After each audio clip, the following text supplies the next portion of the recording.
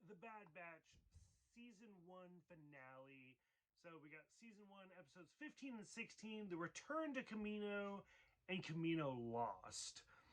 I'm not going to lie. So I know I've been overly harsh on this series. Purposely. Like, I'm trying to be critical of it. That way, I'm not just like, oh my god, it's Clone Wars, like, Season 5 or whatever. I'm trying to be objective for it. That being said, every single episode, I was like, oh, look, it's Clone Wars, or it's The Bad Batch and Company. So we're finally here. We're up to the Season 1 finale, episodes 15 and 16. I didn't like it. Like, I was, this whole time, I'm like, you know what, I'm going to be mean, I'm going to be harsh, but don't worry, they'll prove me wrong, and then I'll be like, oh, it was great. I didn't dig it. Like, the whole thing just seemed like such a buildup. It was such a slow burn.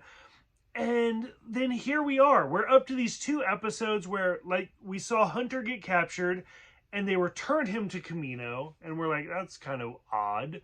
But okay, we'll go for it.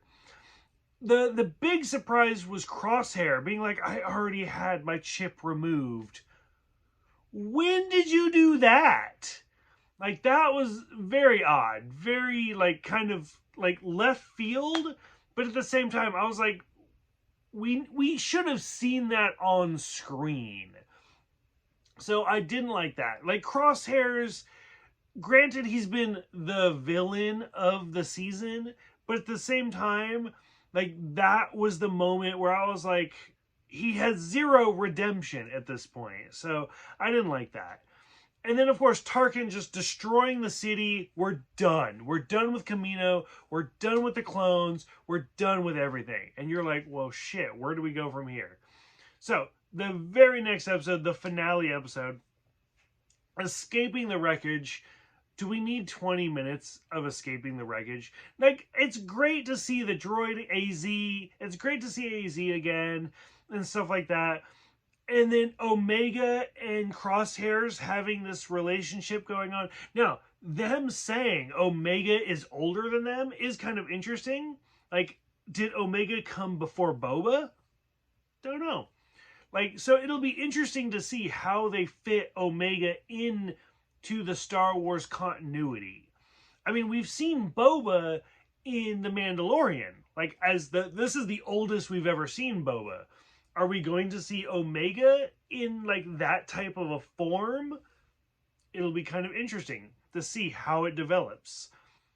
It's unfair to write her off and be like, oh no, she's going to die before we even get to that point.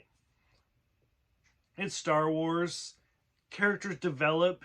I mean, technically, Boba died in, like, Return of the Jedi. But we've seen him develop, and sure enough, they did figure out a way to bring him back. So it'll be interesting to see how Omega continues, and if or when we will see her again. So I did like that.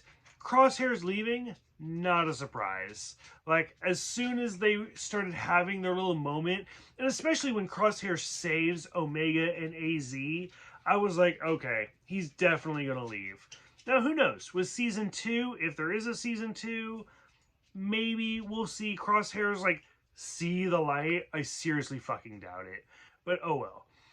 I'm interested to see how the series progresses. We've had a lot of connections with Rebels and Clone Wars. It's been a really good job at melding the two. So I am excited. I did like the season overall.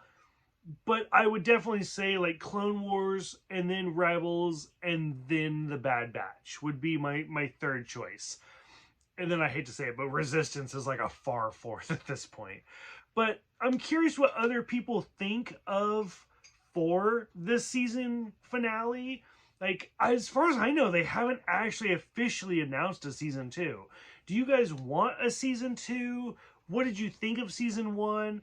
I mean, this entire series debuted from a one-shot episode that got canceled from a season. So let me know what you guys think. Thank you guys for watching and subscribing, and I will see you guys next time.